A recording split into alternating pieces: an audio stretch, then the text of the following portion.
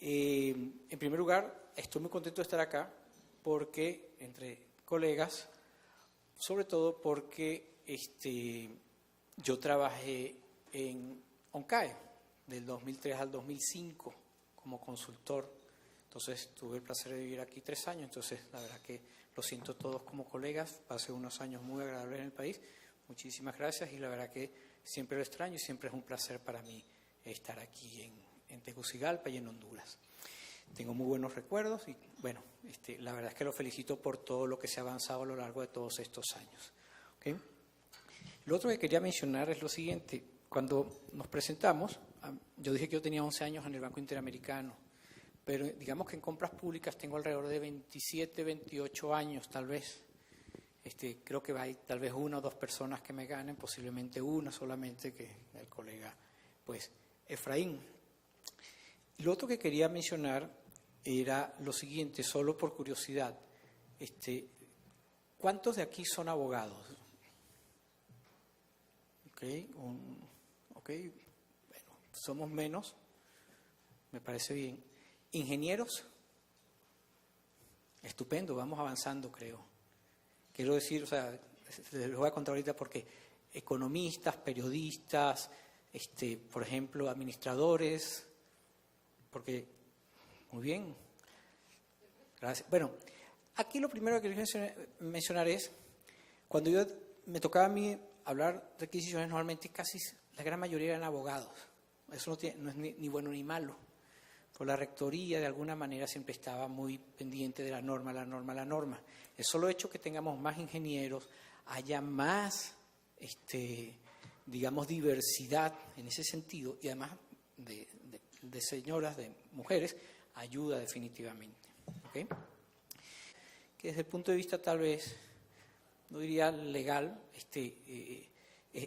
llevar un poquito las cosas más allá de las fronteras. Lo que quiero mencionar un poco sobre la innovación es lo siguiente. Siempre hay espacio para hacerla. No tiene que ser algo sofisticado. Realmente es más una actitud. Y lo que dijeron las personas del Presidium, por favor, tengámoslo bien presente. En todos los espacios podemos hacer algo. Inclusive dentro de los más rígidos, en temas de compras públicas en general, hay espacio para hacer. Tal vez la palabra innovación suena como muy en el borde o en la frontera. Efraín les va a hablar posiblemente de mejoras continuas y otras figuras también que pueden ver que podemos ir mejorando. Si viéramos lo que se ha avanzado en contrataciones públicas hace 5 años, hace 10, hace 15, y no voy a hablar de hace 40, es brutal, es gigantesco. Lo que pasa es que cada uno de nosotros vemos tal vez nuestra pequeña parcela y no nos damos cuenta de tal vez esos avances, pero tengan la seguridad de que yo soy una prueba de eso, o sea, yo soy una prueba viviente de lo que es cambiar un poco por las buenas y por las malas, seamos honestos, ¿no? O sea, uno aprende también de sus errores. Entonces, como les dije, mi charla va a estar un poco dividida en estas 2 secciones. La evolución de los métodos de contratación pública, porque yo creo que es bueno ver un poco de dónde venimos, qué es lo que se ha avanzado, y esa perspectiva no la tenemos. Y por eso también les quise preguntar cuántos años tenían un poco vinculados a esto.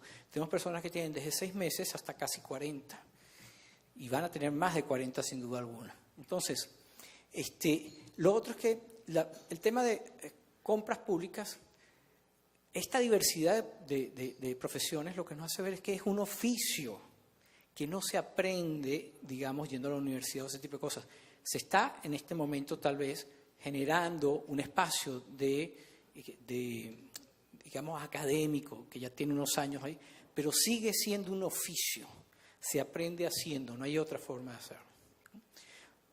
Solamente, Víctor, quería interrumpirte para preguntarle a los que están aquí, ¿quiénes son compradores públicos de ustedes? ¿Quiénes han tenido el cargo o quiénes han hecho compras públicas propiamente dicho? Como profesional. Ok. Yo sí. Ajá. Como profesión, porque creo que es algo que también toca lo que tú estás diciendo. No como cargo, sino como profesión. Sí. Sí, yo creo que en general somos todos, como tú estás diciendo, en efecto. ¿Ok? Y bueno, una de las, con ocasión de tu pregunta, en efecto a mí me ha tocado comprar cosas, me ha tocado también estar en el sector privado ofertando cosas, me ha tocado impugnar procesos de licitación, me ha tocado ser consultor, me ha tocado ser funcionario público, realmente la cantidad de roles a las que se presta esto. Y lo que los quiero mencionar en este sentido es, miren, este es un oficio que tiene futuro, que por lo menos no va a dejar de estar allí. ¿Ok? Entonces, bueno, evolución de los métodos de contratación pública. Cuando hablo de métodos de contratación pública, permítame un momento, procedimientos de contratación, etcétera, etcétera. ¿Okay? Primero, la legislación de compras públicas en América Latina se desarrolla y se consolida entre los años 50, 60, 70. Ahí empiezan a establecerse esos métodos, esos procedimientos de contratación. Antes era algo más sectorizado, algo que se hacían en los ministerios de infraestructuras, ministerios de obras públicas, era una cosa más de ingenieros. ¿Okay? Después, esos métodos se mantuvieron durante casi 50 años. Hasta el año 2000 tenemos los métodos clásicos, ¿no? Una licitación pública, que si es grandota, la llamamos internacional porque alguien de afuera aparecía. Si no era tan grande, pues terminaba siendo nacional. Y después teníamos básicamente la presentación de ofertas para procesos relativamente pequeños, sencillos, y por último, por supuesto, la reina de todas, que es la contratación directa, que todos quisiéramos hacer, pero bueno, ya sabemos que no es posible. Entonces, bajo esas 4 categorías, se mantuvieron con algunas que otras, digamos, modalidades o variaciones que fueron surgiendo ahí. ¿Por qué? Bueno, en América Latina, generalmente lo que se hacía era, en aquella época, mucha infraestructura. ¿Okay? No existían las autopistas, las carreteras estaban desarrollándose estos países. Entonces, los procedimientos que se usaban eran esos, bastante tradicionales y convencionales, ¿no? Licitaciones generales, a veces licitaciones privadas o cerradas, comparaciones de precios, podríamos llamarlos así, y por último, como les mencioné, contrataciones directas. Después se empezaron a crear los organismos rectores de compras públicas. Empezó a aparecer que esto tenía una importancia con la que tal vez no nos habíamos dado cuenta. Y los bancos multilaterales, a lo largo de esos 50 años, normalmente lideraron la dinámica, la invención, la innovación en compras públicas. Yo creo que estaba bastante, por lo menos a nivel del sector público, estaba bastante tocada o liderada por los organismos multilaterales. Nosotros planteábamos, yo me recuerdo que me decían, inclusive, bueno, mira, no, eso hay que hacerlo de esta manera. O sea, el espacio de negociación era menor. ¿Okay? Quienes tenían las normas más robustas, los procedimientos y las experiencias más sólidas eran generalmente los organismos multilaterales. ¿Por qué? Porque a través de ellos que se hacían las autopistas, se hacían las hidroeléctricas, se hacían las plantas térmicas, los grandes hospitales, todo ese tipo de cosas. Ellos tenían todos esos conocimientos en buena medida. ¿Okay? Ahora bien, ¿qué sucedió más o menos a partir del año 2000? Fueron creciendo y fueron generándose nuevas modalidades de contratación. ¿Y por qué? Infinidad de razones. Pero en general, la población empezó a demandar más. La población estaba más preparada, más educada, empezó a conocer sus derechos. La información estaba ahí al lado. El acceso que tenemos ahora, llamemos globalización o como sea, nos permitía compararnos con otros y hacia dónde queríamos ir. Se incrementó la demanda de servicios públicos. ¿Okay? Ahora bien, el sector público no tuvo tal vez la velocidad para generar nuevas modalidades de contratación tan rápido, digamos a nivel de estos de los ministerios. Y entonces, a través de los organismos rectores, empezaron a crearse cosas. Empezó un espacio, digamos, de innovación sin querer queriendo. Y en este momento, los bancos multilaterales, que teóricamente éramos los líderes hasta el año 2000, pues sencillamente estamos persiguiéndolos a ustedes, a los organismos rectores de compras públicas, y a los países que están teniendo ya un liderazgo muy claro y están generando nuevas modalidades de contratación hasta cierto punto. Otra situación que vino con esto fue la complejidad del mercado y las soluciones disponibles. El mercado se ha complejizado mucho más. El Estado interviene, paradójicamente, en muchas más áreas y hay muchas más maneras de intervenir, algunas más sofisticadas que otras. Yo pongo un ejemplo, a veces un poco tonto, pero yo me recuerdo que, por ejemplo, a mí cuando me llevaban, y esto es un ejemplo de lo que vendría a ser la segmentación del mercado y cómo se ha complejizado, es cuando me llevaban a comprar un cepillo de dientes, pues solo habían 4 o 5 modelos chiquitos, diferentes colores, y mi mamá me decía de qué color lo quieres, y yo le decía el rojo, y se acababa la compra en segundos. Ustedes han tratado de comprar un cepillo de dientes hoy en día con una exhibición de 4 metros cuadrados o de 6 metros cuadrados. ¿Cuánto tiempo se pueden tardar? Y es casi el mismo cepillo de dientes que hace. Entonces, ya ni siquiera, o sea, el mercado ha evolucionado de tal manera que él mismo nos impone que tenemos que ver las cosas de diferente forma. Por otra parte, la concepción de las compras públicas antes era una mera herramienta para un fin eventual, que era, tengo que hacer la autopista y se acabó. Ya no. Se está planteando, y ya tiene unos cuantos años, la visión estratégica de las compras públicas, como una palanca a través de la cual se pueden hacer cosas. Cuando hablamos de que queremos favorecer a las pymes, hay políticas en muchos países que buscan a través de las compras públicas fortalecer a las pymes. Cuando estamos hablando, por ejemplo, de cuestiones de género, ahí están por delante también, y así como eso, muchas otras. En temas de innovación, también se está, en algunos países, se está tratando de usar las compras públicas para estimular, para incentivar innovación. Pero eso no quiere decir que en compras públicas no haya innovación de por sí. Desde mi punto de vista, hay una innovación constante. Cuando hablo de innovación en compras públicas, no estoy hablando de la innovación en la frontera. Estoy hablando de la innovación de un ministerio, ¿ok? Lo que significa que un ministerio o un sector en particular haya un pequeño avance, ¿ok? En ocasiones ese avance puede ser mayor.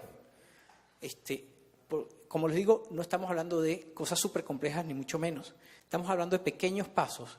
Y si vemos desde hace unos años para acá, podremos ver que esos pasos se han venido dando y han rendido sus frutos. ¿Okay? También el tema del ahorro fiscal. Cuando nos dimos cuenta de cuánto se gastaba en compras públicas, que posiblemente no lo sabíamos hasta que había la tecnología suficiente presupuestaria para saber cuánto nos gastamos en inversión. Eso de repente hace 40, 50 años no lo sabíamos porque eran infinidad de libros con los presupuestos. Ahora, con una computadora sabemos cómo se gasta el presupuesto. Y, por supuesto, es un espacio sensible a corrupción. Entonces, allí también están presentes los ojos de todos. Y como la información es de libre acceso, pues, con mayor, cada vez más, es importante que el espacio de compras públicas sea más estratégico y podamos apartarlo de las prácticas corruptas o prohibidas. Okay. Dicho eso, esto es una suerte de matriz. Esto es un trabajo en desarrollo. Lo que voy a plantear acá es algo en lo que estamos pensando. Esto no es el deber ser. Y una de las cosas importantes que quisiera también plantear aquí es que ustedes van a ver diferentes charlas de diferentes personas con diferentes perspectivas y experiencias. Aquí lo importante es tener la disposición para ver qué es lo que podemos utilizar, qué es lo que nos podemos llevar, qué es lo que podemos eventualmente materializar y en qué medida en nuestros países, ¿no? Entonces, verán que de repente ahí tenemos opiniones contrastantes y esa es la riqueza precisamente de este intercambio de información. Buena parte de la innovación, y eso lo estaba hablando con Efraín en la mañana, es que mientras más diálogo haya, hay más espacios de innovación. El intercambio de información, de las experiencias y todo, nos ayuda a crecer necesariamente. Lo que pasa es que, por supuesto, desde el punto de vista del sector público, el diálogo, el contacto con el proveedor siempre se ha visto como un espacio también de corrupción, de manejo, y eso ha puesto una serie de barreras que, en cierta medida, se están buscando superar. Ok, pero volviendo a nuestra matriz. Esta no es como digo, esta taxonomía es un papel en desarrollo. Y podríamos decir que tenemos 5 paraguas o formas de consultar el mercado. Una solicitud de ofertas convencional, las especificaciones las pone el comprador y el que cumple las especificaciones técnicas y tiene el menor precio, ese es el que gana. Ahí no hay mucho que inventar. Después tenemos la solicitud de propuestas.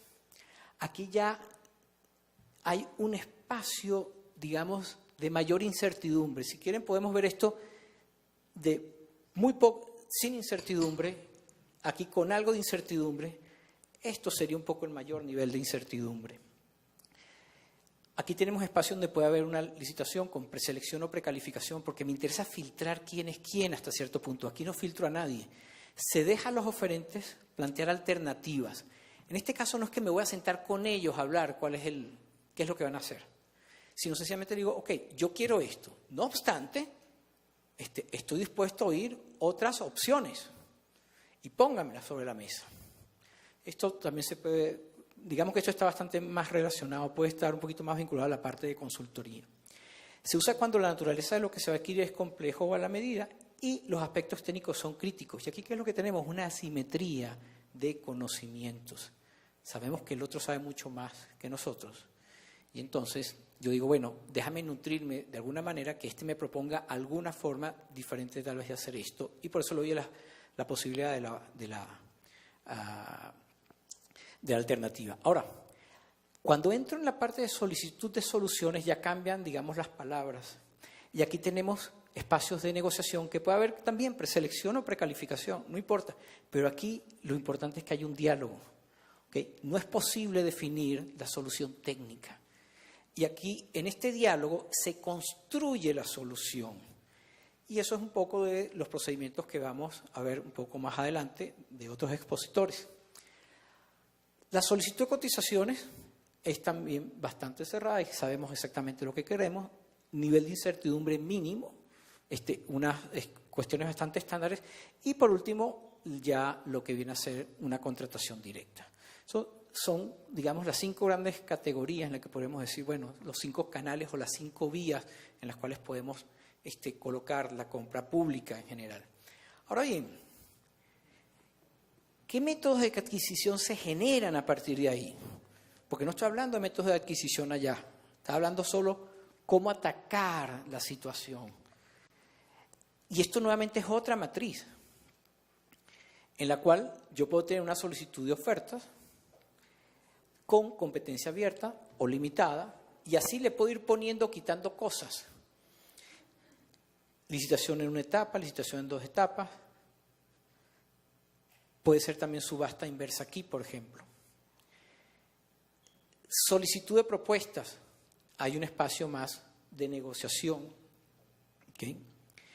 Y aquí tenemos también unas características, por ejemplo, es la que, al tener también este espacio, digamos, de negociación, es la que llena más con negociación, sin negociación, porque puedo decidir no hacerla con negociación, con oferta, sin oferta final, de un sobre, 2 sobres, multietapa, una etapa, con precalificación, poscalificación, nacional, internacional. Entonces, tengo muchas maneras de entrar al problema, conforme qué es lo que tengo que atacar o solucionar. Solicitud de soluciones. En este caso podemos decir diálogo competitivo, negociación, solicitud de cotizaciones, la típica compra, la comparación de precios, pero también ahí tenemos la subasta es cosas sencillas. Y por último, bueno, fuente única o compra directa. Fuente única es, por ejemplo, cuando tengo una legislación que me dice, usted tiene que comprarle a compra directa es también básicamente las excepciones que tenemos, esas las conocen ustedes bien en la legislación. Entonces, como podrán ver, tenemos esos 5 paraguas y aquí se va formando el camino para atacar cómo podría ser una compra pública. Ahora bien, ¿cuál es el otro elemento esencial para esto que me va a ayudar a formar esta matriz? Esto porque se tuvo que hacer esta presentación de estos efectos, pero en realidad, si lo anterior a su vez lo mezclamos con reglas y criterios de evaluación, vamos a tener, por ejemplo, la binaria, que es básicamente el precio. ¿Cumples las especificaciones técnicas? Ganas. ¿Tienes el menor precio? Ganas. Evaluación costo-beneficio. Ahí podemos encontrar precio y calidad en general. Eventualmente, tal vez, costos del ciclo de vida o valor presente neto. Oferta o propuesta más ventajosa, oferta de menor coste evaluado. Ahí tenemos otras opciones que pueden ir jugando aquí. ¿Okay? Entonces, en la medida que también nosotros incorporamos criterios de evaluación, y aquí yo creo que es donde está el gran espacio de innovación que tenemos en general, sin, digamos, que no está reñido con la normativa. Ahí podemos ser creativos, ahí podemos ir a decirme, yo quiero que en esta carretera, pues, al final tenga una capacidad de tanto. Si puedo establecer criterios de desempeño y cosas por el estilo, pues, obviamente, tenemos espacio para innovar y adaptar la compra a la necesidad real. Claro, ¿qué es lo que sucede? Aquí hay cosas que son un poco más sofisticadas. El valor presente neto, el ciclo de vida, que si lo vemos como la compra tradicional de cuánto me cuesta la computadora, obviamente, frente al valor del presente neto o el ciclo de vida, va a ser más barato el precio unitario de la computadora. Pero en contrataciones, cuando puedo aplicar este tipo de criterios, podemos decir que en el mediano o largo plazo va a ser más productivo o más adecuado aplicar este ciclo de vida, por ejemplo. Y eso es lo que nos da el espacio para precisamente la innovación. Y la gente cada día más, yo creo que está en disposición de oír y de abrirse hacia ese tipo de cosas. La otra pata de esta mesa es el tipo de contrato. ¿Sí? El contrato es el gran rector de la ejecución. Y ahí podemos tener contratos cerrados, dinámicos. Esta clasificación, como les digo, es en construcción. Aquí sencillamente le estamos poniendo nombres. Esto todavía está en evolución. Contratos dinámicos, convenios marcos, acuerdos preparatorios, contratos basados en desempeño, por ejemplo. Aquí, por ejemplo, yo me recuerdo que en alguna ocasión teníamos reclamos que decían por qué el tema de no hay sanciones a las demoras. Pero no hay, yo creo que tenemos espacios dentro de la normativa para interponer, intercalar a veces cláusulas que permiten mejorar los contratos. Ciertamente la figura de los contratos estándar, y esas las tenemos en muchos países, son importantes porque nos da una transversalidad. Lo otro que también tenemos que tener presente es que, obviamente, y esto creo que lo dijo María Cecilia, no tenemos que innovar por innovar, ojo. O sea, no tenemos que inventar, sobre todo en el sector público. El sector público no va a ser la frontera de la innovación y de lo que se está haciendo. El sector público lo que pasa es reinventar y poder ajustar un poco más las cosas. La frontera está básicamente en el sector privado. Ok. Consideraciones sobre esto. Hay un amplio menú de métodos de contratación, criterios de evaluación y contratos. Estas 3 o 4 últimas transparencias que les presenté, si pudiéramos hacer una matriz de entrada y salida, verían que es como un juego de Lego. ¿Okay? Tomamos varias de esas piezas y las vamos armando y bueno, el muñeco nos saldrá un poquito choreto, más bonito, sin ojo, tuerto, lo que sea. Pero hay espacio para, en general, formular procesos o modalidades de contratación más adecuadas y más adaptadas. Y que no necesariamente están reñidos con la normativa. Tenemos ese espacio. Por eso les digo, lo importante a veces es dudar de nosotros mismos, dudar de nuestros procedimientos y estar en disposición para atender a ese tipo de cosas. ¿Okay? Después, como les mencioné, cada vez está más en disposición de explorar estas opciones. Y eso lo vemos en el día a día. De repente, ustedes en las exposiciones que vamos a ver, vamos a encontrar cómo han ido llegando a esas conclusiones y a esas novedades diversos países. Estas opciones al final, ¿qué es lo que permiten? Atender mejor las necesidades de compra pública. ¿Okay? Ahora, en mi experiencia, normalmente no vemos el tema de la compra pública como la solución a un problema. O sea, si no lo vemos como un problema y saltamos a la solución directamente, asumiendo no, como tenemos un problema de transporte, vamos a comprar carros. Cuando uno se pone a segmentar realmente el proceso de compra, uno se encuentra con que tiene espacios de mejora. Entonces, cuando uno dice, bueno, comprar carros, no, porque podemos pensar en leasing, podemos pensar en transporte público, podemos pensar en tercerizar. Entonces, podemos pensar muchísimas cosas antes de saltar necesariamente a una solución que es la con la que estamos familiarizados. Por eso digo, es importante dudar. Es importante atreverse a dudar de lo que pensamos.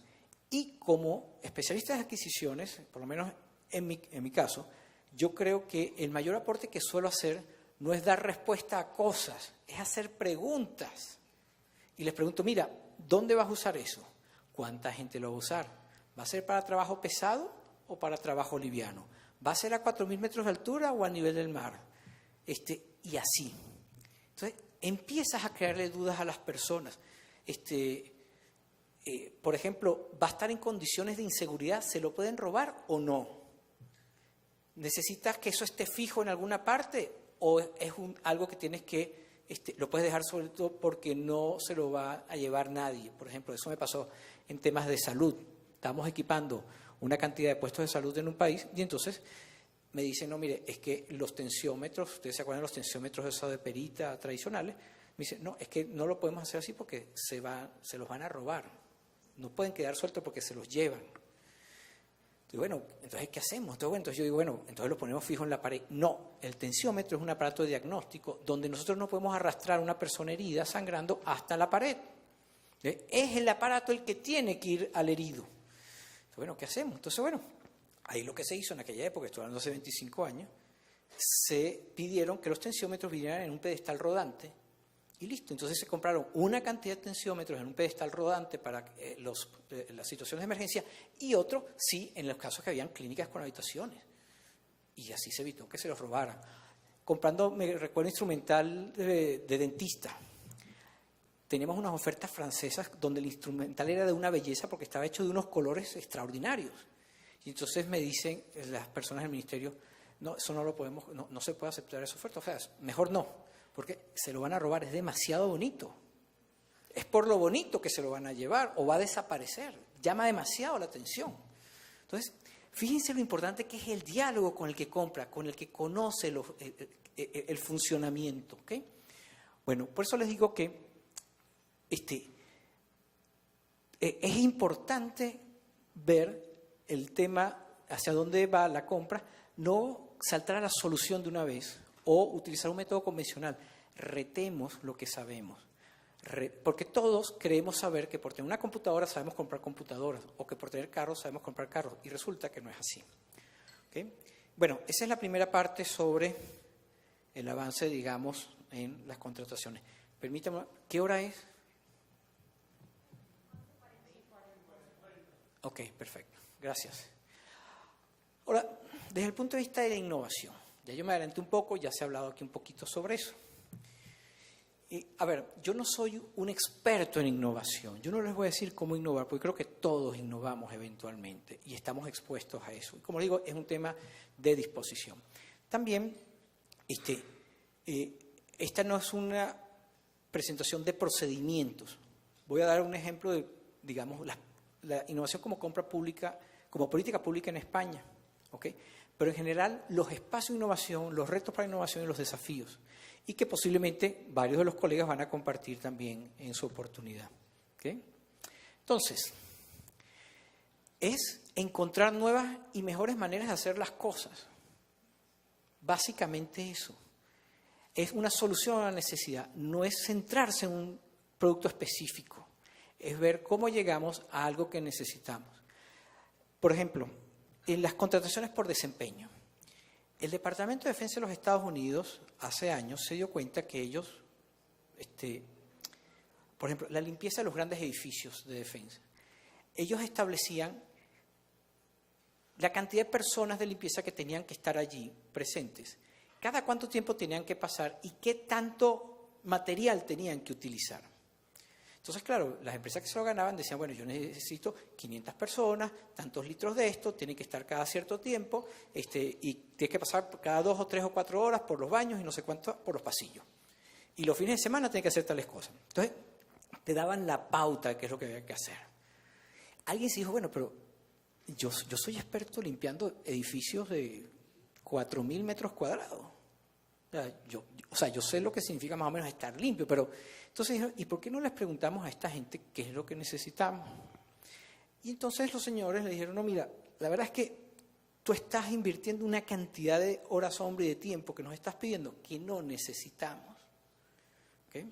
Entonces dijo, ok, ¿qué es lo que como en los Estados Unidos hay estadísticas para todo, entonces ellos establecieron, bueno, yo lo que necesito es que los baños estén limpios. No pueden estar en situaciones, y ellos explicaron qué era lo que no deberían estar. No pueden haber chicles pegados en los pasillos. No puede haber un cierto, no sé, polvo en el ambiente, lo que ustedes sean. Entonces estos señores, ¿qué fue lo que hicieron?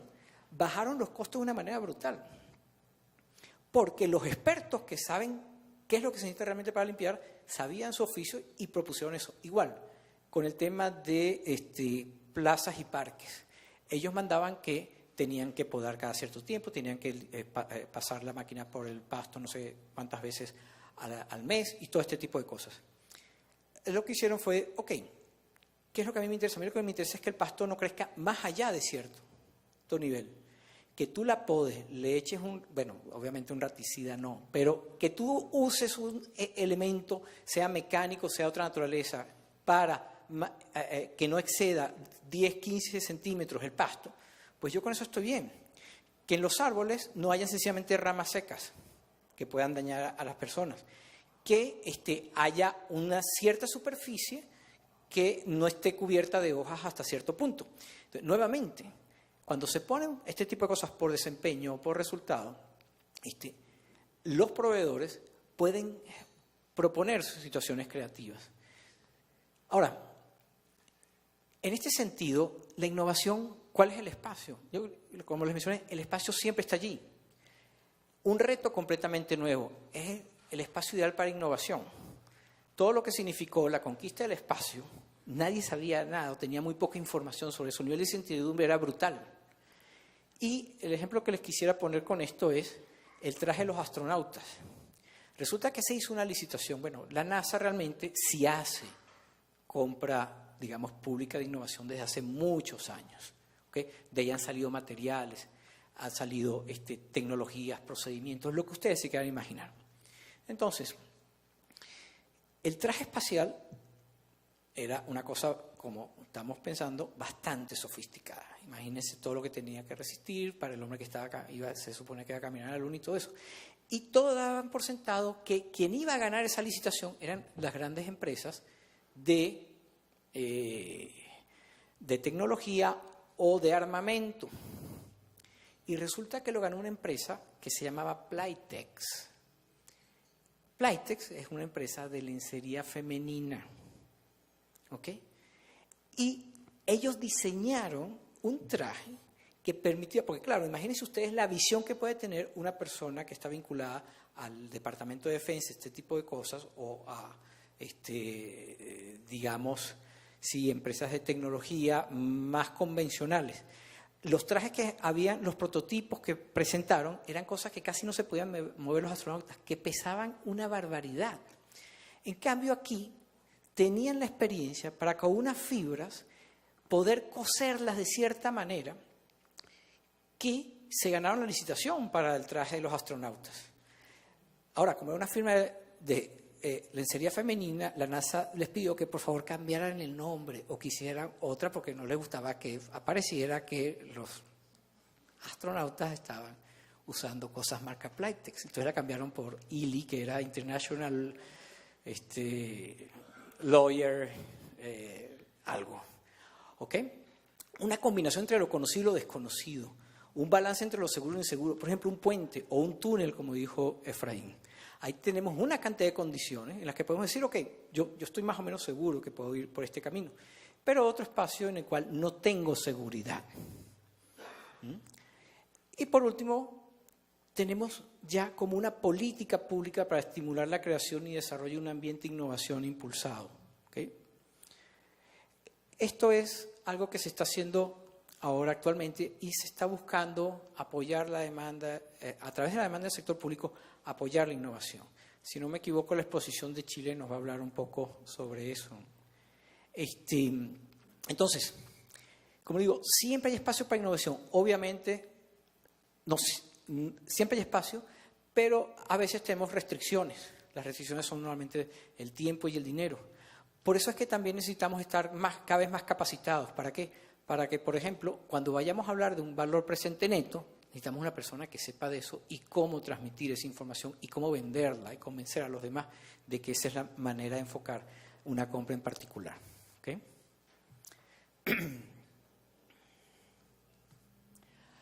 Ahora vamos a la parte, digamos, de España. En España, desde el año 2003, hay una política pública de innovación, posiblemente varios de ustedes ya la conocen, ya han tenido posiblemente acceso a varias de las cosas que voy a decir acá.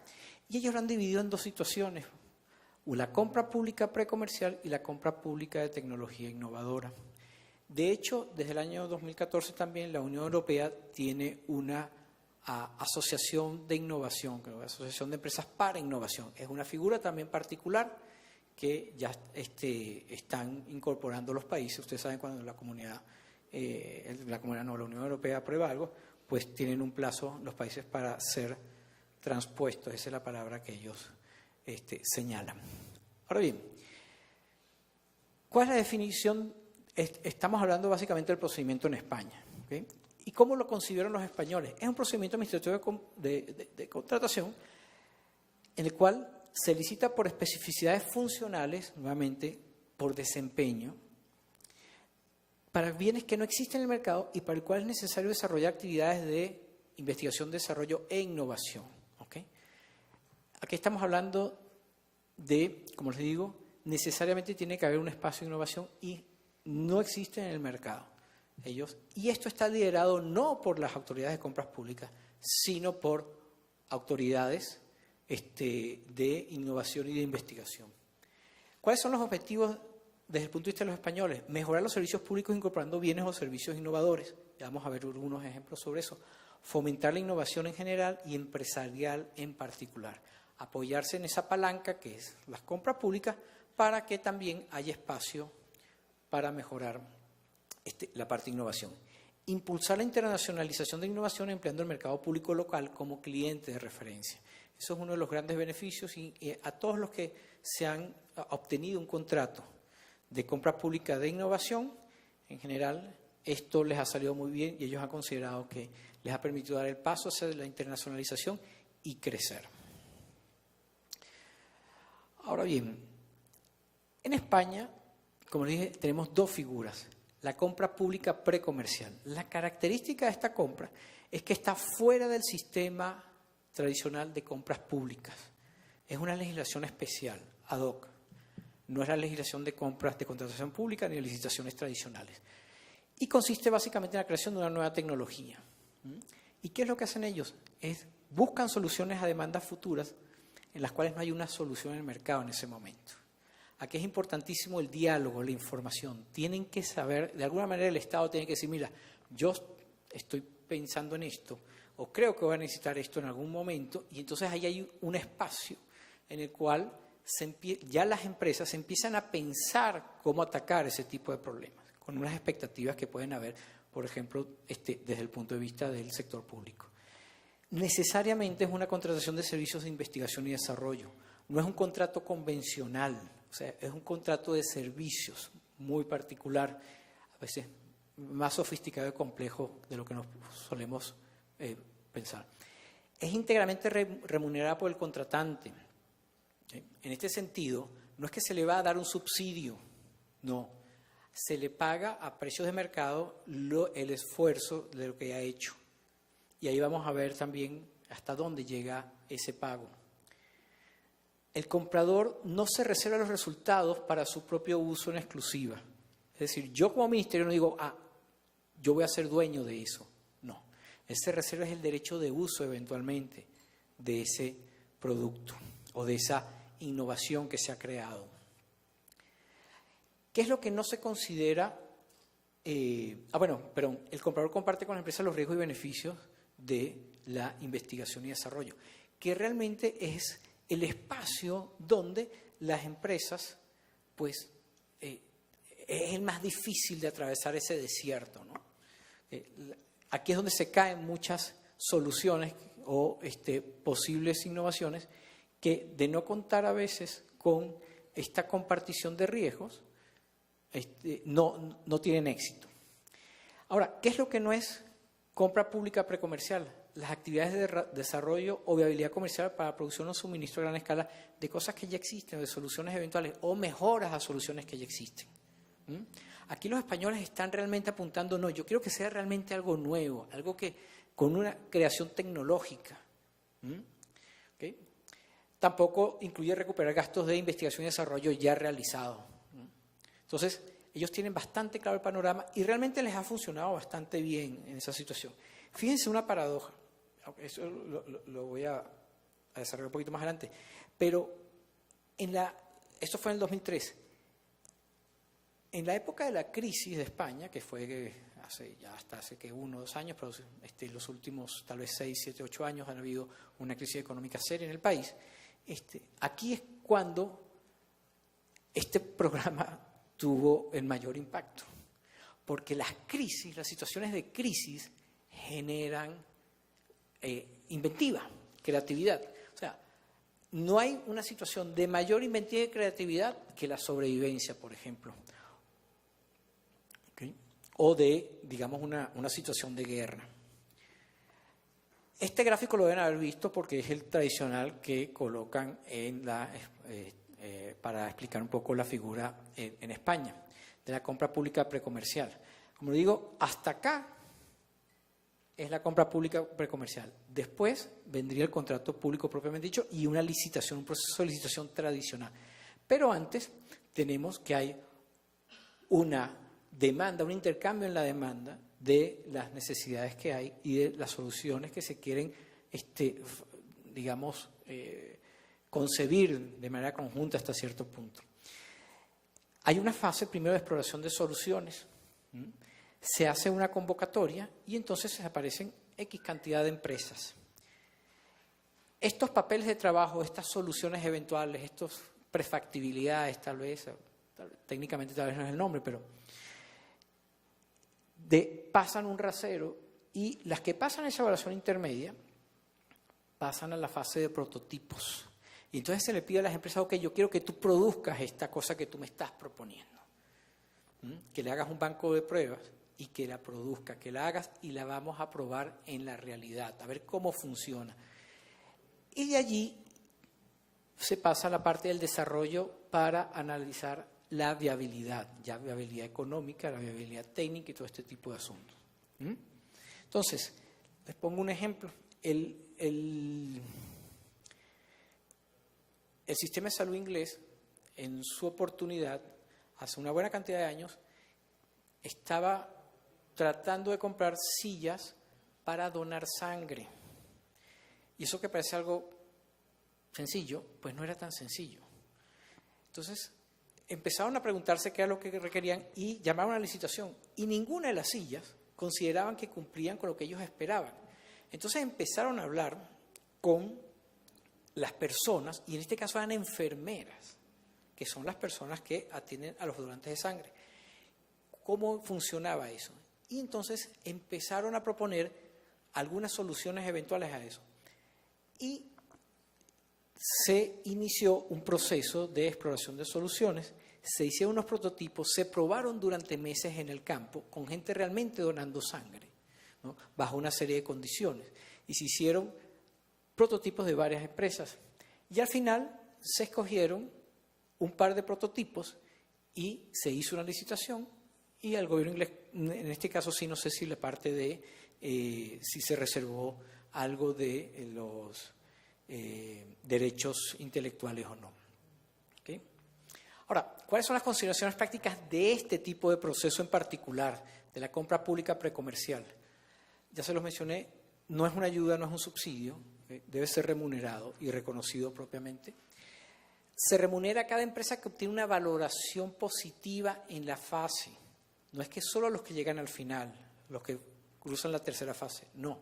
¿Por qué? Porque tan importante es que me des algo que es factible como que me digas por dónde no tengo que meterme. Yo muchas veces cuando pido orientación, digo, no, si quieres no me digas qué es lo que tengo que hacer, dime qué es lo que no tengo que hacer, porque ya sé que por ahí voy a tener problemas. Ya eso tiene un valor importante. Entonces, el saber de la inviabilidad de otras opciones es un activo. Deben quedar al menos 2 firmas para que haya un espacio de competitividad en el futuro, de competencia en el futuro, y que no haya una dependencia de un único proveedor en la fase comercial. Después, los derechos de propiedad intelectual e industrial se puede reservar el uso por un tiempo determinado. También existe la figura del royalty. Yo puedo decir, ok, como gobierno te voy a pagar un royalty por un cierto tiempo, unos derechos sobre esa invención o producto. Ahora bien, resulta que el royalty como mecanismo de incentivos, si es muy alto, entonces puede ser que el vendedor no quiere explotar el producto comercialmente a terceros. Pues dice, mira, la verdad es que estoy haciendo bastante plata acá, no tiene mucho sentido, me cuesta más esto, y entonces dice, no, se evita que desestimule la explotación comercial del bien o servicio. Otra opción es, en caso de que no haya una explotación comercial, en el contrato se puede plantear que yo puedo rescatar esa patente o esos derechos y dárselos a un tercero para que los comercios los exploten. Entonces, esta es básicamente esta primera figura que tiene la legislación española, que ha venido funcionando, se han logrado cosas interesantes y hay bastante literatura sobre el tema que podrían revisar si tienen interés. Ahora, la otra figura es la compra pública de tecnología innovadora. Aquí la diferencia es que no hay tanto como una creación de una nueva tecnología. Puede haber espacios de investigación y desarrollo, pero son menores. Digamos, se parte ya de fórmulas un poquito más elaboradas, ya más adelantadas. Y es un solo contrato, no hay una etapa precomercial. Aquí necesariamente voy al proceso de contratación, hago esto con una serie de condiciones y listo. Y aquí lo importante es, si bien son bienes y servicios que no existen en el momento de la compra, pero pueden desarrollarse en un plazo razonable. ¿Okay? Por ejemplo, una solución de ingeniería. Entonces, dice, bueno, yo me comprometo a atacar esto de esta manera y lo tendré listo en tanto tiempo porque sé de una persona que es capaz de diseñarlo en esos términos y producir, porque existe la tecnología, los materiales para ese tipo de cosas. ¿Okay? En este caso no se comparten con las empresas los riesgos y beneficios y tienen características innovadoras, pero no es que parten de nada. Ya existe algo adelantado al respecto. Y esta, así como les dije, se adjudica mediante procedimiento de compra pública. Normalmente se sugieren procedimientos de negociación o diálogo competitivo para este tipo de cosas. Es una solución construida entre las partes.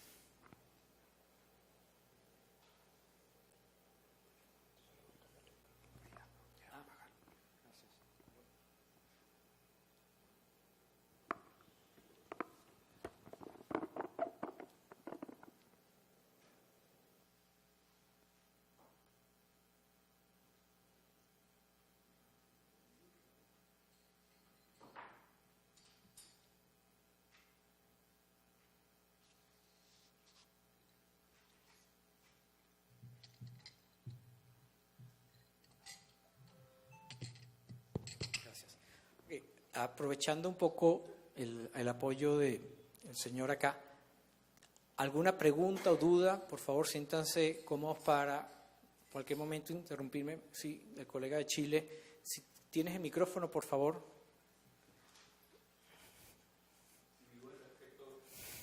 Bien hecho.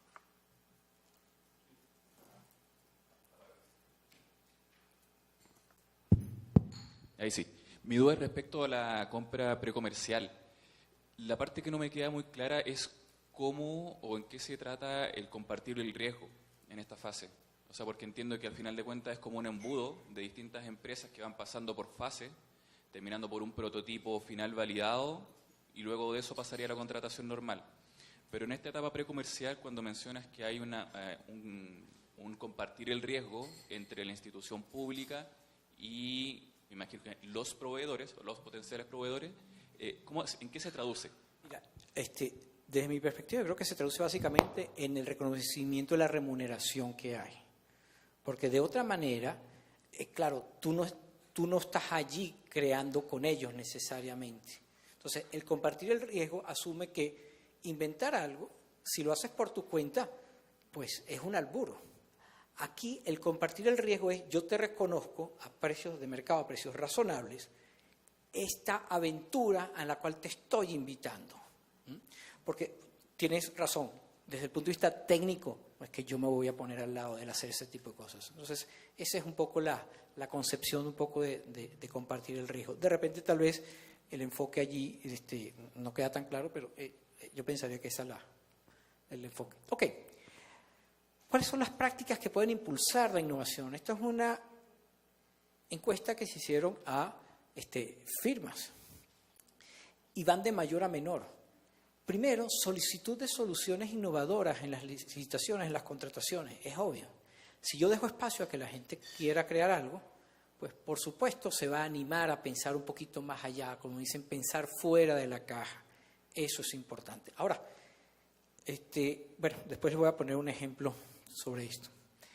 Interacción temprana con los compradores públicos. Hay que conocer la demanda. Como ustedes saben, en diversas legislaciones, en Colombia y en otros países, tenemos también el famoso pliego o el prepliego, en el cual se circula entre eventuales interesados y ellos mismos pueden proponer cosas. Esa es una forma, hasta cierto punto, que yo creo que es bastante nutritiva y se pueden hacer aportes interesantes desde ese punto de vista, ¿no? La interacción temprana con los compradores públicos, saber qué es lo que quieren, hacia dónde están buscando, qué están apuntando, cuáles son los problemas, cómo lo ven ellos. Recuerden que esta es básicamente soluciones hasta cierto punto consensuadas. Especificaciones basadas en desempeño. Aquí no necesariamente tenemos que irnos a estos espacios de compra más sofisticados. Basta con que te diga: mira, yo no solo quiero que me hagas la carretera, sino que además te voy a pedir, el mismo hecho de los famosos contratos crema, de mantenimiento y todo este tipo de cosas, que a uno le dicen, la carpeta asfáltica tiene que mantenerse en condiciones de rodabilidad por no sé cuánto tiempo, y usted se va a estar responsable de ese tipo de cosas. Son contratos de desempeño. Tenemos un espacio gigantesco en la contratación pública para establecer criterios de desempeño. Es cuestión de preguntarse cuáles y cómo, y eso sí, asesorarse con la gente correcta, los técnicos que conocen más de eso. Conocimiento temprano de las necesidades futuras, es prospectiva, es poder pronosticar qué es lo que se requiere. El famoso traje lunar, la licitación fue en los años 50. El módulo se hizo en los principios de los 60. Entonces, se hacían prototipos, se quemaban, echaban a perder, le hacían pruebas y pruebas. Son cosas que se pueden tardar años. Claro que estoy hablando de la frontera de la innovación, ¿no? Énfasis en criterios de sostenibilidad. El solo hecho de colocar criterios de sostenibilidad ya permite innovar a través de la compra pública, ya permite ser más creativo y tal vez también ya incluir temas de valor presente neto. Decir, la disposición de esto va a ser menos contaminante, cosas por el estilo. Por ejemplo, el tratamiento de aguas. En México estábamos en una licitación muy grande y todas las aguas de lluvias eran nuevamente reconducidas y aprovechadas. Énfasis en consideraciones sobre el costo del ciclo de vida, bien importante. Cuando ponemos esta opción, abrimos espacios para la innovación y la creatividad. El diálogo competitivo, esto sí ya es un método en particular, que hay espacio para eso. Contratos basados en incentivos y en beneficios compartidos. No solo en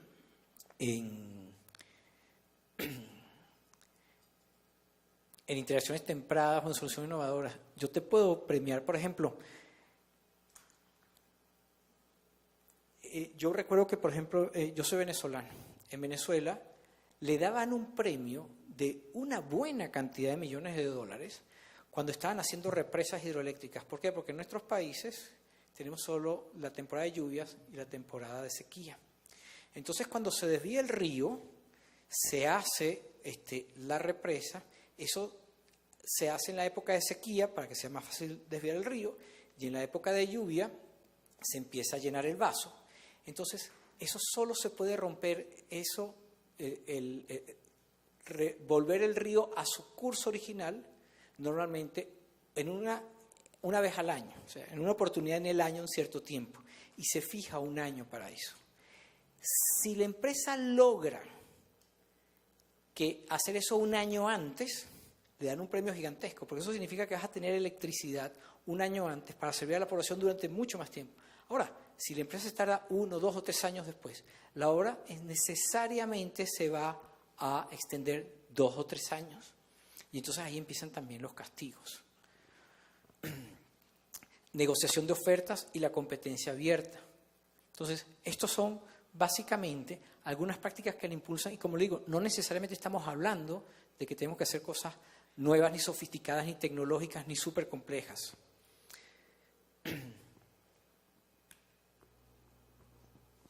Ok, ¿cuáles son los retos que tenemos para la innovación en general?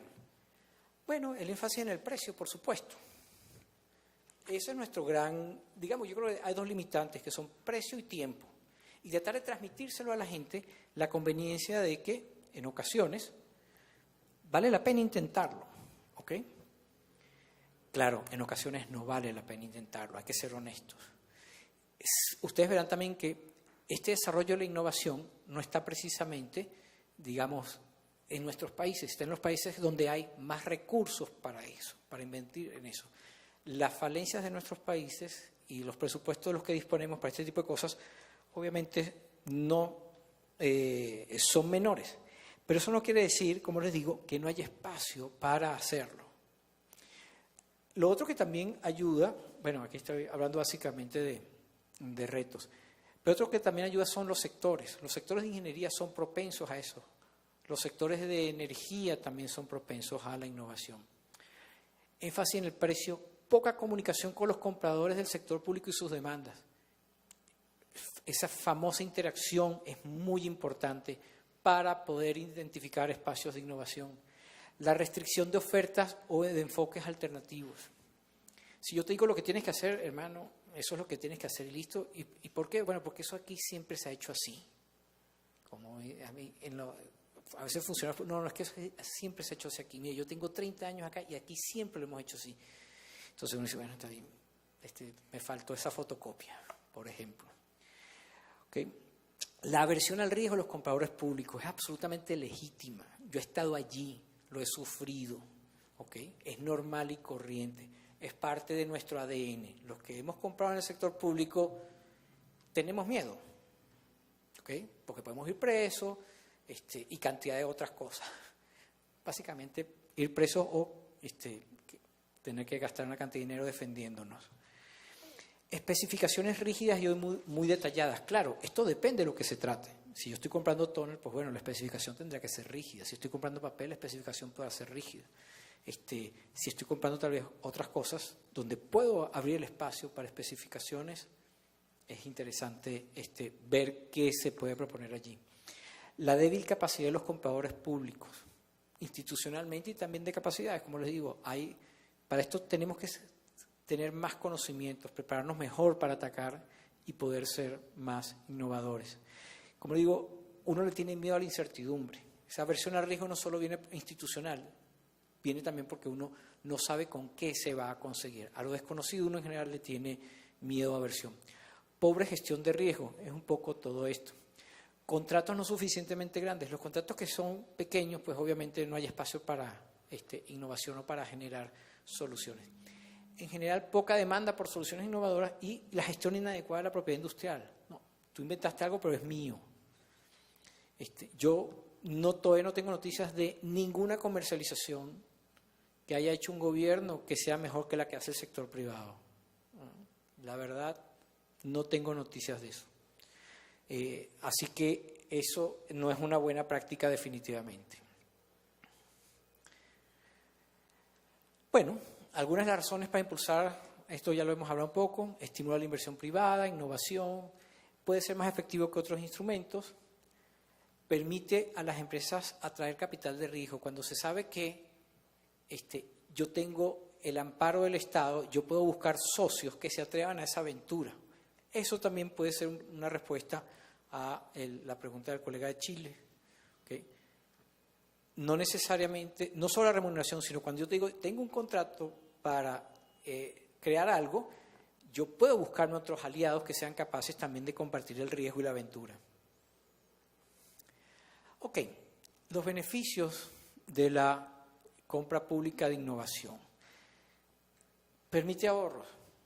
Obviamente no permite ahorros si lo vemos desde el punto de vista de que esta computadora comprada hoy en día es más barata que si la compro una solución o le hago un leasing a tantos años o lo que sea. ¿Okay? Entonces ahí tenemos que tener presente el ciclo de vida, el valor presente neto y otro tipo de herramientas. Mejora procesos. Definitivamente la innovación nos permite retar lo que conocemos. La innovación no solo es en bienes ni en obras, también es en procesos, en cómo atacar cosas, cómo es la logística. Yo, por ejemplo, cuando estábamos equipando estas cosas, todos estos ambulatorios de salud, estábamos hablando como de 1000 entregas a todo lo largo de un país, con montañas, ríos, selvas, todo eso. Y a un señor se le ocurrió algo. Decía, bueno, ¿cómo hacía él lo más eficientemente posible la logística? Y fíjense lo que hizo el señor. Él alquiló un autobús, como tenía que ir a una cantidad de pueblitos en todas partes, ahí metió todo el material posible, 1, 2 o 3 autobuses, ponía el técnico que daba la capacitación, el chofer y un chofer de repuesto, le quitó todos los asientos y le puso unas camas. Y esos señores se pasaban una semana, 15 días yendo a los últimos pueblitos, bajaban el estetoscopio, le explicaban cómo funcionaba, cómo era la garantía, todo eso, y después seguían. Entonces, eso es una mejora de procedimiento, aunque parezca una cosa menor, en vez de estar contratando a tal vez una tercerización o todo ese tipo de cosas. Eso fue hace muchos años, posiblemente en este momento ya es diferente. ¿Okay? Tiene mayor impacto que otros instrumentos. Desde el punto de vista, digamos, estricto de innovación, muchas veces la innovación se trata de atacar por el lado de la oferta. Es decir, yo estoy esperando que el sector privado genere cosas para yo montarme sobre ellas y aprovecharlas. ¿Okay? Ese tipo de cosas suelen ser costosas, significan subsidios, significan otro tipo de apoyo, pero a través por el lado de la demanda del sector público, se logra estimular la innovación de una manera que es más, se ha visto que tiene más impacto que desde el punto de vista de la oferta. Permítanme, es que tenía algunos ejemplos aquí en particular. Ok, por ejemplo, en cuanto a ahorros. En cuanto a ahorros, hay una experiencia en el Servicio Gallego de Atención en Salud. Estos señores establecieron para una enfermedad crónica en la cual las personas iban porque a cada rato a pedir que los evaluaran y a que les hicieran una serie de exámenes, y resulta que muchos eran falsos, eran más temas psicosomáticos, ¿no? Era una enfermedad crónica en la cual, ¿qué es lo que hicieron ellos?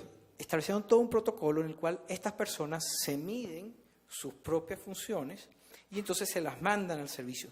Entonces enseguida ellos podían saber y le tenían todo un récord.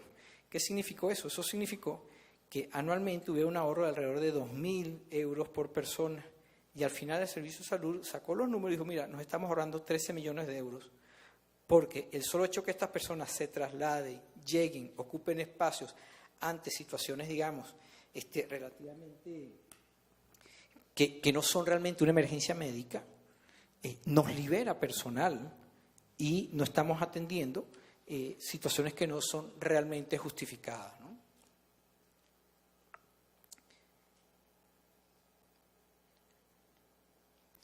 Estimula la innovación abierta. Bueno, esto estamos hablando de lo que es todo comunicar la demanda. Facilita la internacionalización y el logro de más innovación. Esto ha sido una constante cuando se logra a través de la compra pública innovadora un producto nuevo, enseguida esa sola referencia, el hecho de que ya existe una patente, ya una patente es una garantía de que ya existe algo en general que ya se ha avanzado mucho y que se puede comercializar. Entonces, eso abre muchas puertas. Es una referencia que abre nuevas opciones de negocios, tal como estábamos señalando. Aporte entorno real. El campo de pruebas no es un campo de pruebas imaginado.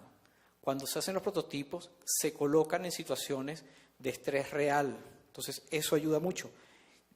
Y permiten la co-creación. ¿En qué sentido? El funcionario público o aquel que lo está requiriendo también de alguna manera colabora en el banco de pruebas, en los resultados, en orientar cómo sería el funcionamiento, etcétera, etcétera.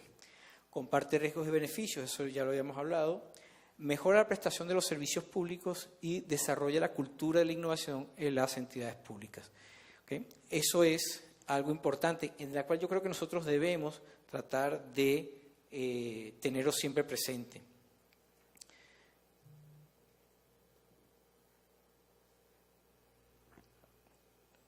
A ver si... Ok. Esto es un ejemplo, por ejemplo, aquí en Málaga, el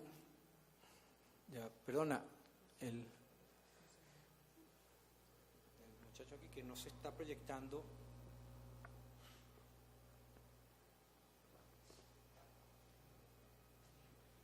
No sé por qué no pasó.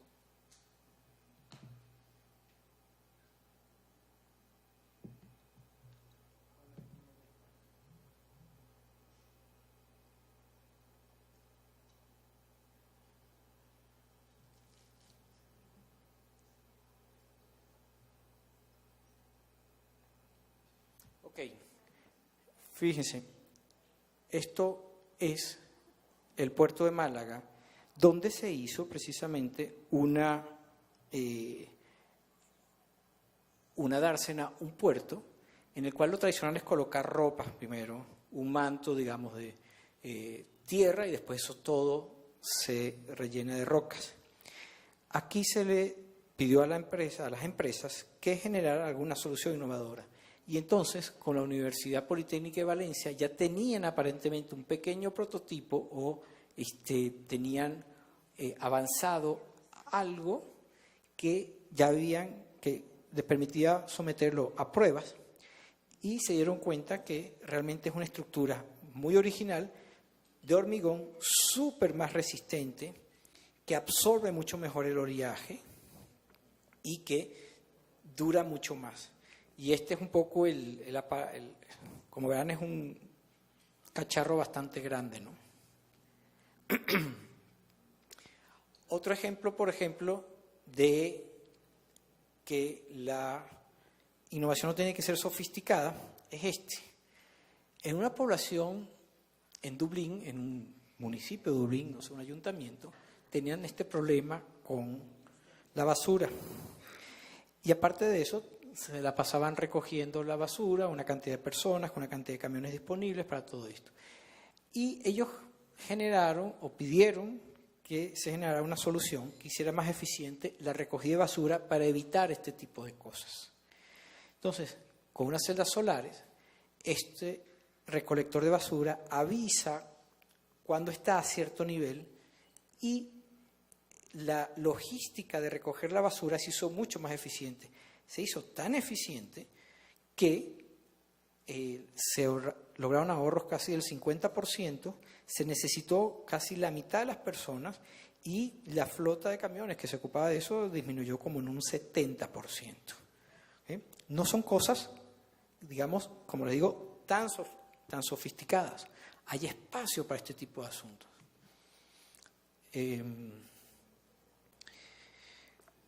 Algunas conclusiones y recomendaciones. Como les dije, la innovación se activa en general en situaciones de necesidad, eso lo sabemos, pero no hay ninguna frontera que nos permita tenerla presente y hacerla. Como les mencioné, en crisis económica, los avances que hay en las situaciones de guerra son brutales. Los inventos que hubo durante la Segunda Guerra Mundial fueron increíbles. Los temas de supervivencia y sobrevivencia ayudan a generar a crear, a salir de la caja, porque nos saca de nuestros espacios de confort. Y eso es un poco la idea aquí.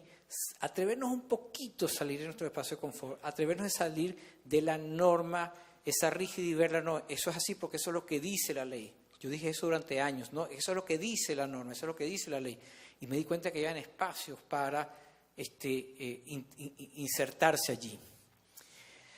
Siempre he estado presente, aunque no como política pública.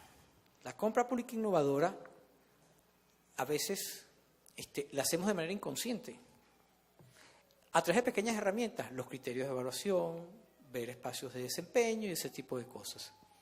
Ahora, ciertamente si queremos hacer compras públicas innovadoras como política pública, es un esfuerzo, ¿ok? Es complejo, requiere venta, la gobernabilidad no es sencilla porque no es el rector de compras públicas, está también la gente de tecnología, está la gente, hay diversas áreas del sector público que se involucran y eso hay que negociar. Entonces, no es un tema tan sencillo. Si se quisiera empezar, se pudiera empezar con pilotos sectorizados para tener casos de éxito. Por ejemplo, lo que era la generación de energía eléctrica hace 30 años, que era básicamente termoeléctrica e hidroeléctrica, si no me equivoco, no sé, por lo menos dentro de mis limitaciones de ingeniería, desde hace unos cuantos años ya tenemos otra forma. Obviamente está la eólica y está la solar, que cada vez es más barata. Y tenemos a la gente de Tesla, que ya está haciendo plantas eléctricas a partir de baterías.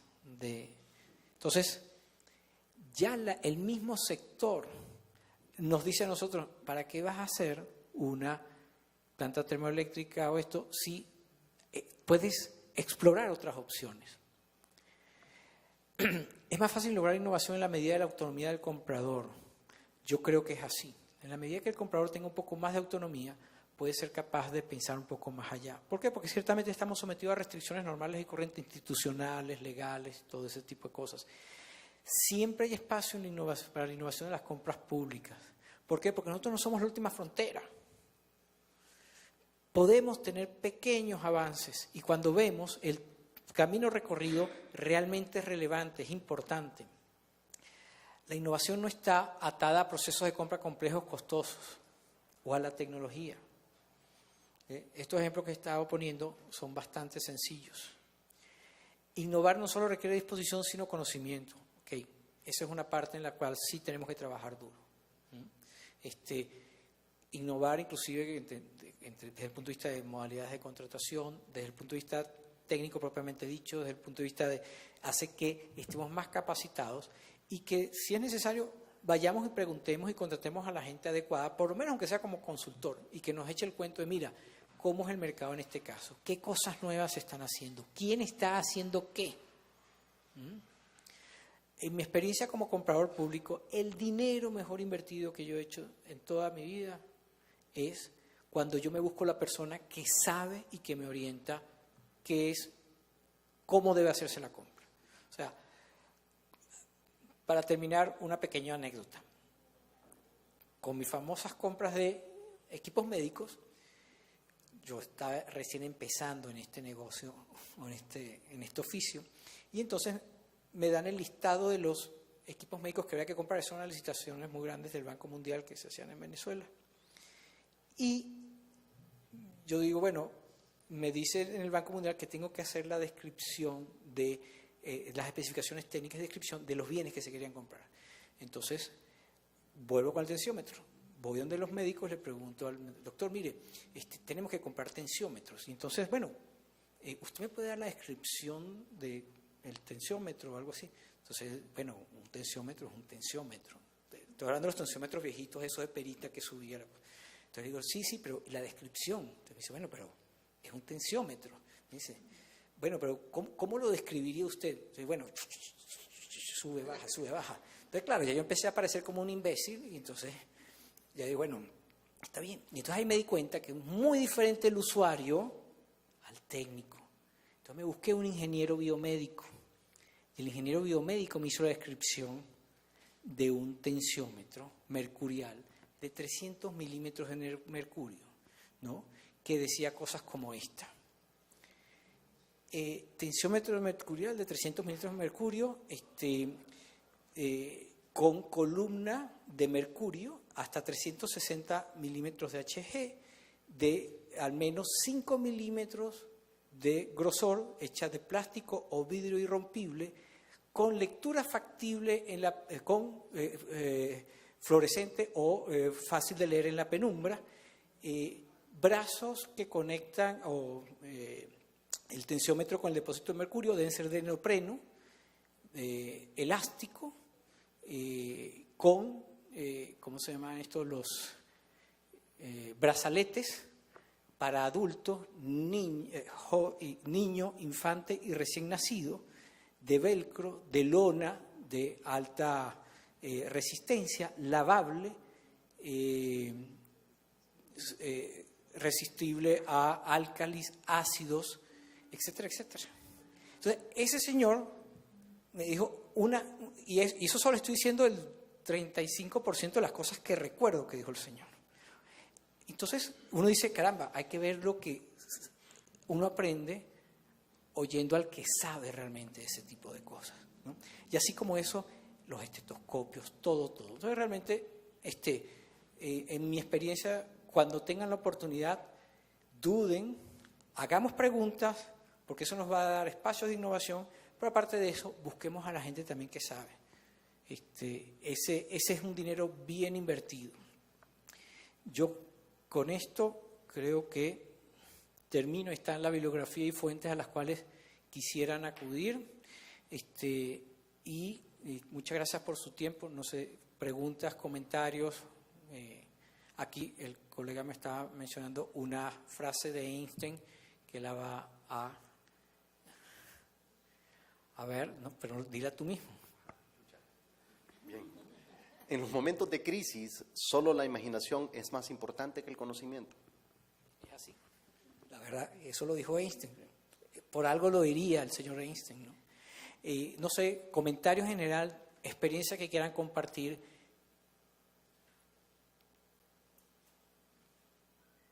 Sí, el señor Alemán.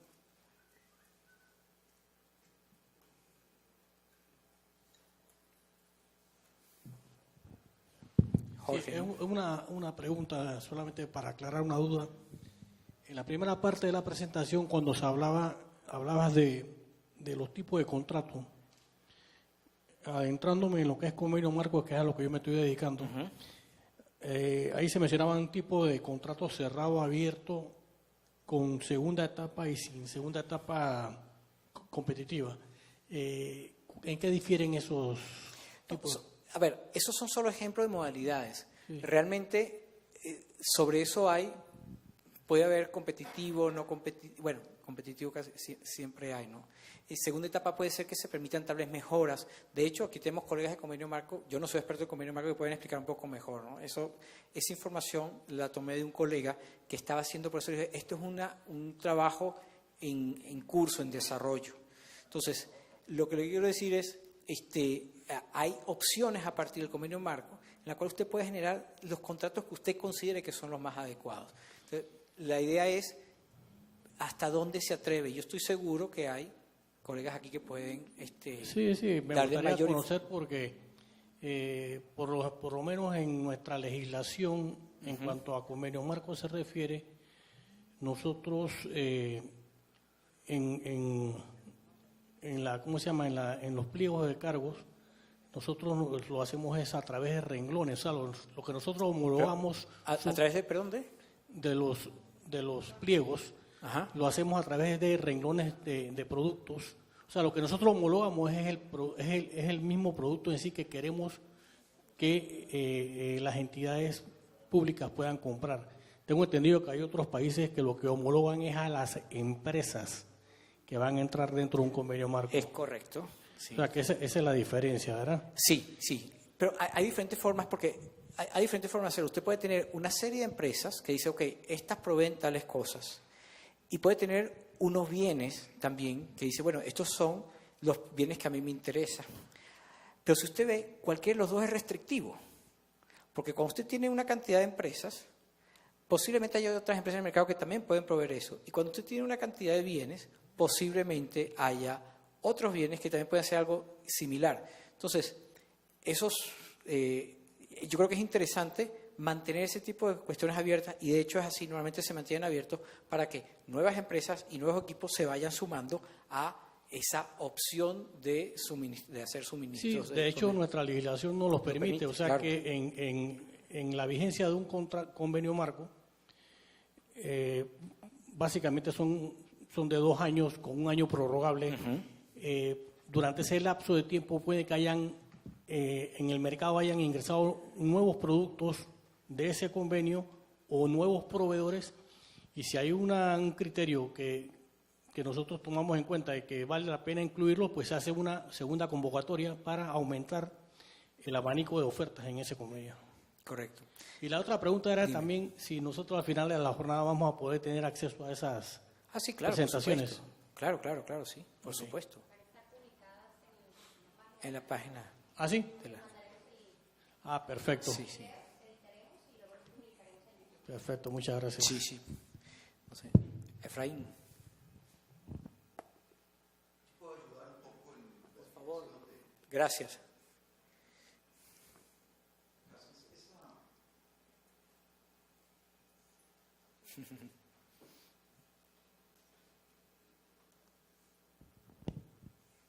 Esa clasificación de abierto-cerrado es clásica en catálogos y convenios marco.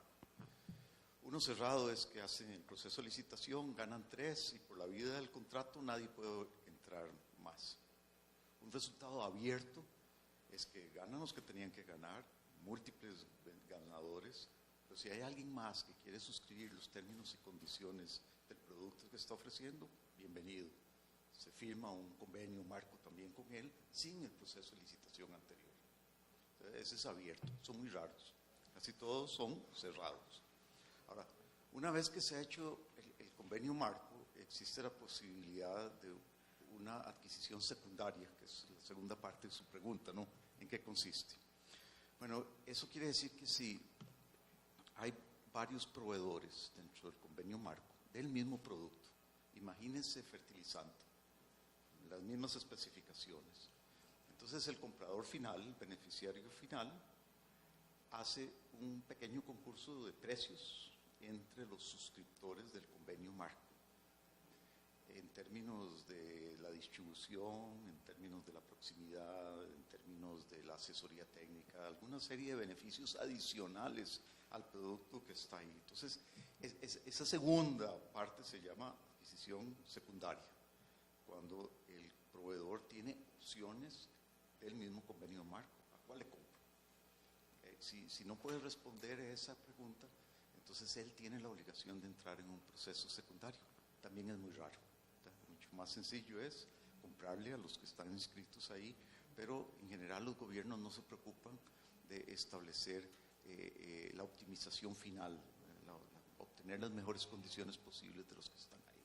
En los países muy grandes, donde la variable de transporte es gigantesca, entonces las legislaciones permiten comprarle al que está más cerca, independientemente del precio, asumiendo que no hay una variación desproporcionada dentro del comercio marco. Pero si la ciudad está a 2.000 kilómetros del proveedor, la adquisición secundaria es hasta una compra directa, pero con sentido. ¿De quién? Del proveedor que está más cerca, porque me voy a ahorrar toda la logística de transporte. Más o menos esos 4 son las variantes de todo tipo de convenio marco: cerrado, abierto, con o sin adquisición secundaria. Sí, por favor. Bueno, quiero hacer un par de comentarios, sobre todo al final que tú dijiste acerca del conocimiento. Por ejemplo, si bien resolvemos el día a día con el tema de las compras, tenemos que tener un poco de punto de vista hacia el futuro. Se me ocurría, por ejemplo, que muy poco se ha implementado, aunque se ha dicho bastante, acerca de blockchain, por ejemplo, o de el Internet de las cosas, para incorporar estos conceptos al tema de compras y contrataciones del Estado. Eso no solamente generará un tema de eficiencia o eficacia, genera una cantidad de cuestiones transversales que benefician a la sociedad y por ende hacen más transparente la trazabilidad de estos procesos? Sí, definitivamente. El tema de blockchain ya se está percibiendo como una alternativa interesante, una herramienta interesante para temas de compras públicas. Chile ya está haciendo algo por ahí. Me llegó hoy casualmente una información de que en Chile ya, no sé si ya lo están utilizando o están pensando en utilizarlo.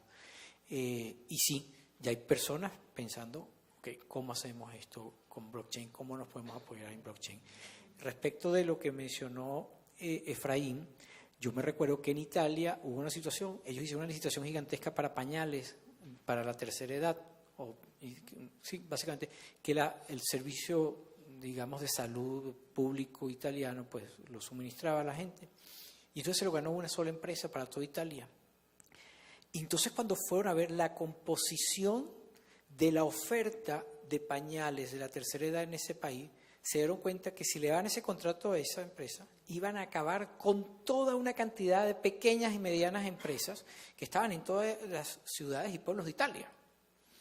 Entonces, en ese caso, dijeron, no, si hacemos esto, además vamos a estar dependiendo de una sola empresa que en un futuro, de repente, nos empieza a poner condiciones. Entonces, ese es el tipo de cosas en las cuales uno tiene que tener tal vez un poquito más de pronosticar, de prospectiva, y de analizar un poco el mercado para ver, ok, en este caso, en un convenio marco, que era, se le iba a dar una empresa por 3 años, dice, estas empresas posiblemente no sobrevivan 3 años en un X porcentaje de ellas. Y vamos a terminar matando una cantidad de pymes de los cuales ellos ya tenían algo de información. Entonces, son consideraciones que son interesantes. ¿Alguna otra? ¿Qué hora es, por favor? Gracias. Ok. ¿Alguna otra pregunta, duda, comentario, experiencia que quieran compartir? Cecilia. Abonando un poco lo que dijiste, el tema de la importancia del diálogo con el sector privado. Ese tipo de cosas sale justamente hablando con el sector privado. Nosotros en Paraguay teníamos compra de leche en polvo, y sin embargo el Paraguay no producía leche en polvo. Y nos enteramos nosotros como Dirección de Contrataciones que no había leche en polvo a través del diálogo con el sector privado. Entonces es súper importante. Sí. Yo recuerdo una frase en El Padrino que decía, es bueno tener a los amigos cerca, pero es mejor tener a los enemigos más cerca todavía. ¿Ok? Sí, es verdad. El colega de Paraguay, sí, el micrófono, por favor.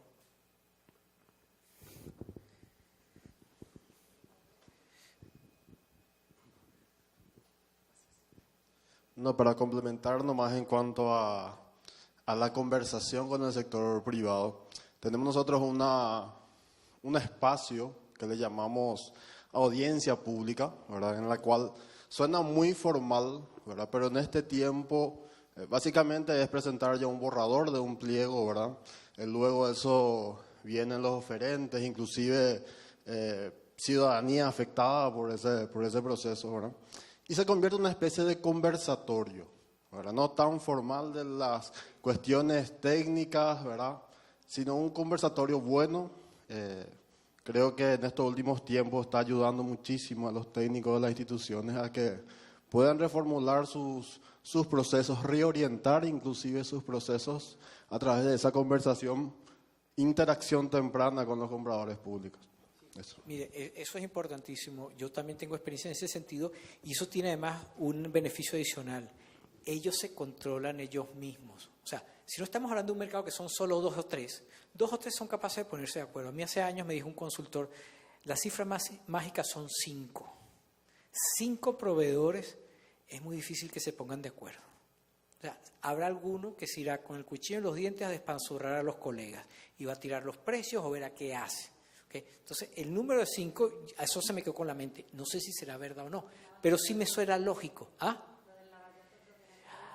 Lo que pasa es que ahí había mucho dinero, había mucho para repartir, pero en general en una licitación, si uno tiene más de 3 ofertas, y si son 5 mejor, uno dice, caramba, aquí no debería haber una cosa, porque yo sé que hay alguien que sí se lo quiere ganar, que está haciendo un esfuerzo y todo esto, ese tipo de cosas. Entonces, en ese tipo de conversatorios a mí me pasó, ojo, y esto lo hice desde el punto de vista sencillamente sacar información, y eso fue hace una cantidad de años, porque tenía unas dudas.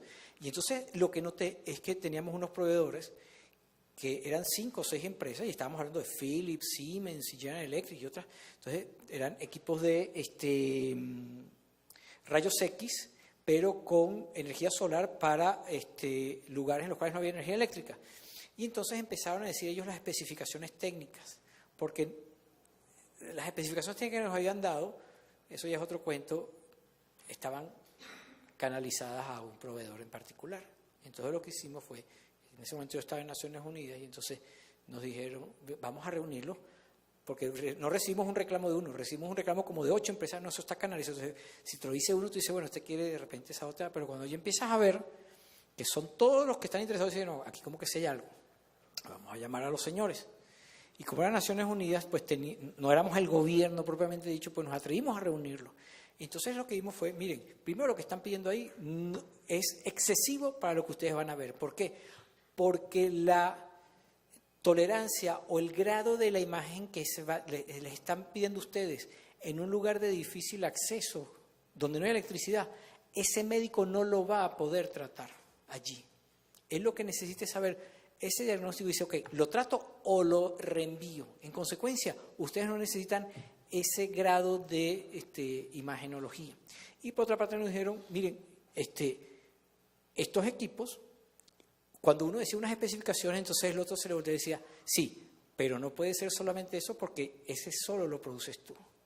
Entonces, todos ellos se fueron combinando de alguna manera sin querer, y sacamos las mejores especificaciones técnicas en las cuales todos compartían, y además nos dimos cuenta que lo que se estaba pidiendo era algo mucho por encima de lo que realmente era necesario en la necesidad que había. Entonces, realmente yo estoy convencido que una mezcla entre los conocimientos de los proveedores, del mercado, y tener un buen asesor, porque eso sí, uno tiene que tener al lado a alguien que le diga, te están mintiendo, o eso no es verdad, o esto es así.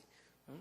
Porque seamos honestos, los vendedores nacen, no se hacen, pero probablemente nacen. Un vendedor es capaz de vender cualquier cosa y ese es su negocio, y nunca nos van a decir las cosas malas o las pequeñas fallas o falencias de sus productos. Entonces, ellos también, ojo, y es legítimo vender, hay herramientas para vender y son legítimas. ¿Algún otro comentario? Ok, entonces, perdón. El micro, ¿está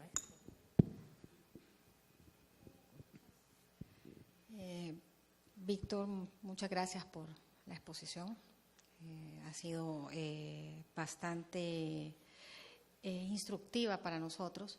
Y en nombre de mis colegas de la ONCAE, de la Oficina Normativa, quiero agradecerle también a Elena la disposición, los espacios que nos han brindado. El equipo de ONCAE nos vamos a retirar por la tarde del taller.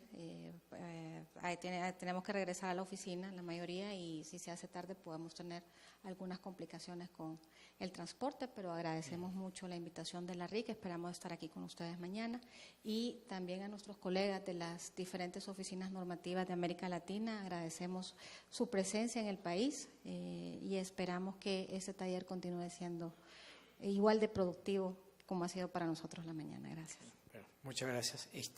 Bueno, yo creo que con esto, a menos que haya otro comentario, pues no, lo hacemos en alguna otra oportunidad o afuera.